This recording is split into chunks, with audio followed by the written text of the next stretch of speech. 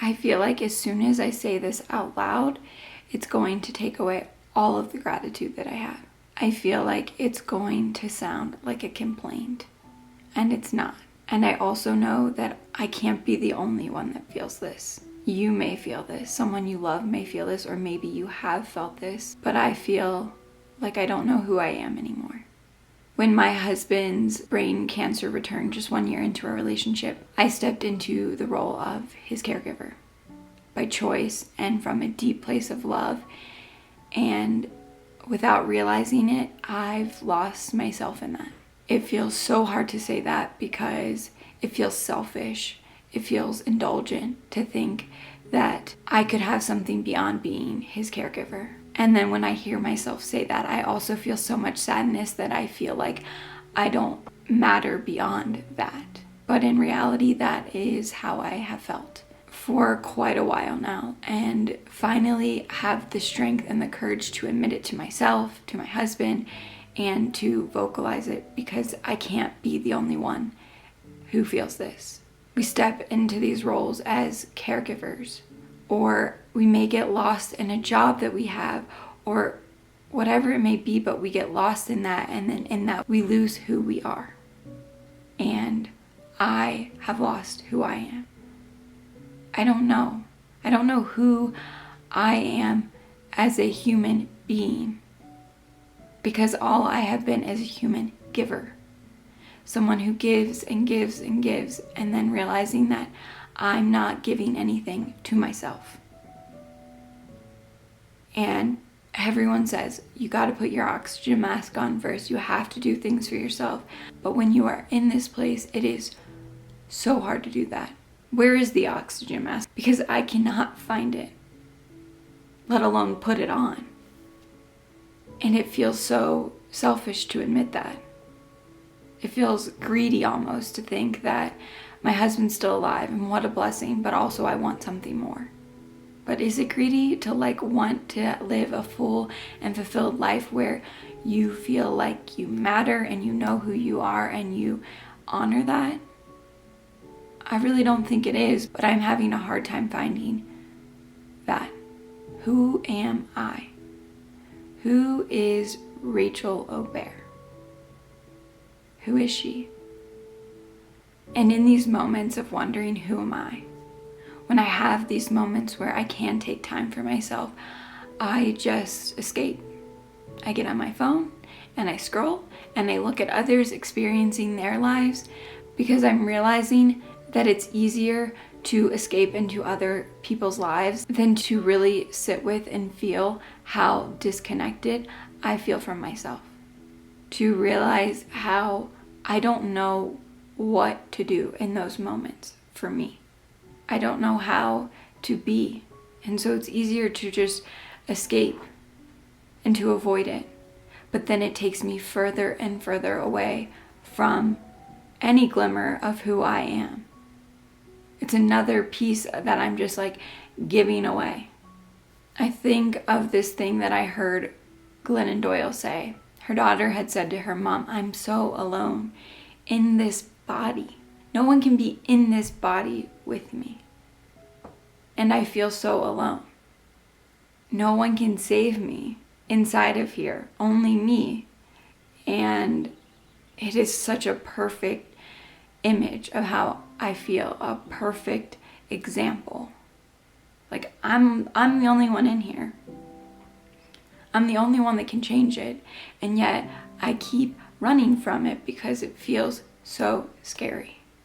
It feels so scary to be 32 and not know who you are, to not know what you want, and to not feel like you have a life outside of being a caregiver and a wife. And I keep wondering, what does my life look like without cancer? What does my husband and I's life look like without cancer? What happens when he gets to a place of remission? Because that's the only thing on our minds 24/7. Cancer, cancer, cancer. And a part of me wonders, are we just continuing to fuel the cancer by it being the only thing on our mind?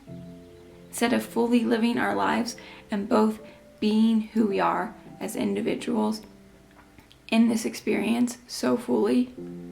I don't know. I don't know the answer to that, but that is the question that keeps coming up, and I keep feeling deep in my bones. That I have to find who I am. He has to find who he is, and we have to live that so vibrantly. But I have to find that. I need to find who I am, who Rachel is at her core, the things that make me feel alive, the things that fill my eyes with wonder, the things that make me feel deep, deep internal love. And I've lost that.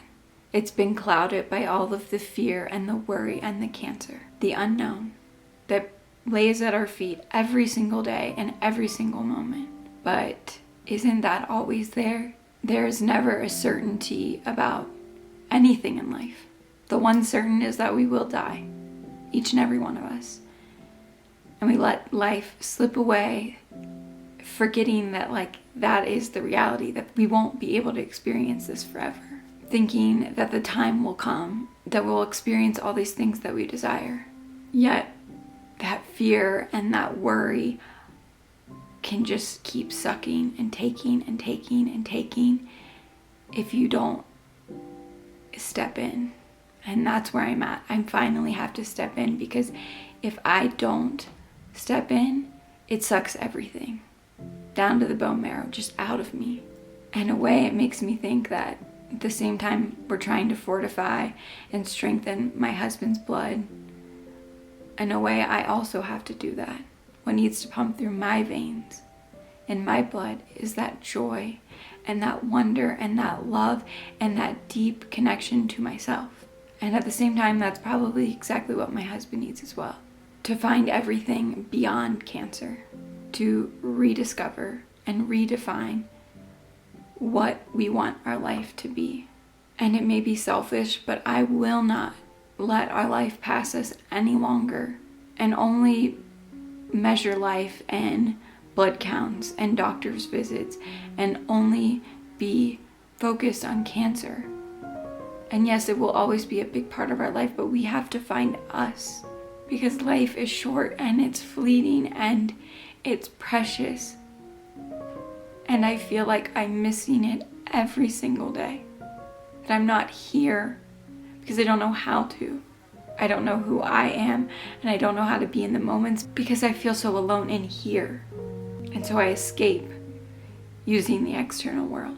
But I have this suspicion that if I truly just sat with who I am and found it and filled my day and my time beyond all the caregiving tasks that have to happen, that those things also strengthen, that my partnership strengthens, that the friendships that I desire and crave will be discovered.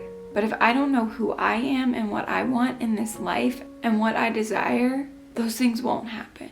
The foundation just continues to crumble. All of the juice just keeps getting sucked out of me. And the smaller and the less significant that I feel, and the more that I hold on and grasp to just being the caregiver, because that's the only thing that I know that I can do, and the only thing that I feel like matters. And yes, that's important. It is so important. And I am so, so grateful that I get to be my husband's caregiver. That we get to be together and that I get to spend all of this time with him. But I want to also be his wife.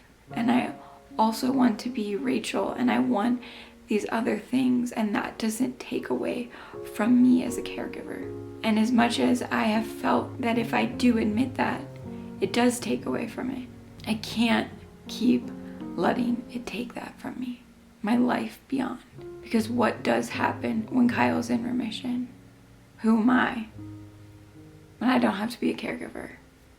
When I don't have to talk about cancer. What do I love? That's the journey. I don't have the answers other than that I have to show up for myself. And find it. Because it's not going to just land in my lap. As much as I would like it to, it is a choice that I have to make in every moment and every day to be like, who am I? I'm the Rachel that loves X, Y, and Z.